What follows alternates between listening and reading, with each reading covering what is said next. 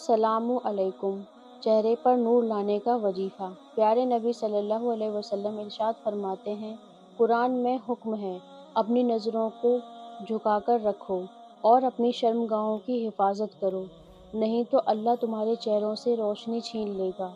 तुम्हारे चेहरे का हुस्न और नूर ख़त्म हो जाएगा, बेरौनक हो जाओगे तुम। अपनी नज़रों को झुकाकर रखो, ना ये गंदगी पर जाएंगी और ना ही ज़हन गंदा होगा।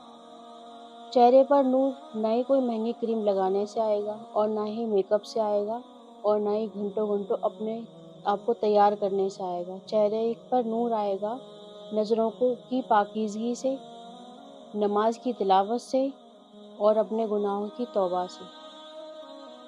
चेहरे पर नूर लाने के लिए कुरान में एक आयत है, अल्लाहु नूरुस समावाति वल अर्ज़। आपने जब भी नमाज पढ़नी है, नमाज के बाद 7 मरतबा ये दुआ पढ़कर अपनी हथेलियों पे दम कर कर चेहरे पर हाथों को घुमाना है।